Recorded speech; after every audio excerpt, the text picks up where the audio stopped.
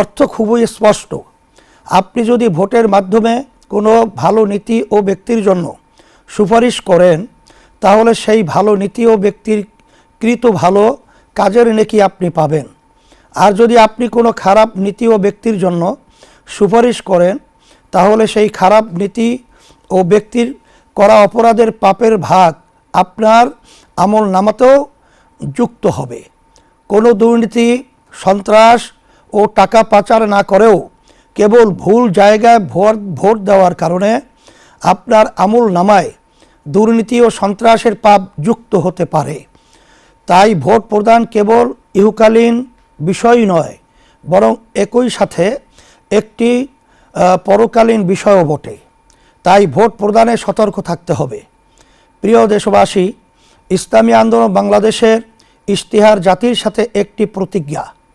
আল্লাহর রহমতে এবং আপনাদের সমর্থনে রাষ্ট্র ক্ষমতায় অধিষ্ঠিত হলে এই ইশতিহারের প্রতিটি ধারা বাস্তবায়নে ইসলামী আন্দোলন বাংলাদেশ দৃঢ় প্রতিজ্ঞ থাকবে ইনশাআল্লাহ। ইসলামী আন্দোলন বাংলাদেশের ইশতিহারের শিরোনাম রাখা হয়েছে জনপ্রত্যাশার ইশতিহার। ইশতিহারকে আমরা 3টি অধ্যায়ে উপস্থাপন করছি। রাষ্ট্র গঠনে আমাদের নীতিগত অবস্থান, রাষ্ট্র সংস্কারে আমাদের পরিকল্পনা, খাতভিত্তিক উন্নয়ন পরিকল্পনা এবং মৌলিক ইশতিহার। শিরোনামে 30টি বিষয় তুলে ধরা হয়েছে। প্রিয় দেশবাসী, রাষ্ট্র গঠনে আমরা নীতিগত 8 দফা ঘোষণা করেছি।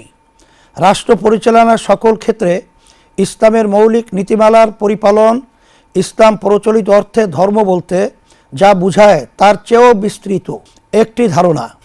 বিশ্বাসের সমষ্টি ও ইবাদতের সাথে ইসলাম জীবন পরিচালনার সকল ক্ষেত্রে সুনির্দিষ্ট নীতিমালা ও নির্দেশনা দেয়।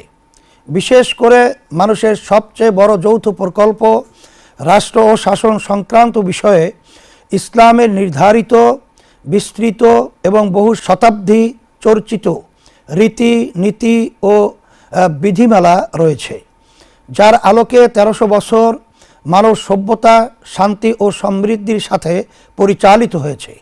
ক্ষমতার চর্চা ও হস্তান্তরে গণতান্ত্রিক পদ্ধতির অনুসরণ একটি ন্যায়ভিত্তিক, নিরাপদ, সুশাসিত ও সাম্যভিত্তিক বাংলাদেশ গড়ে তোলা হবে।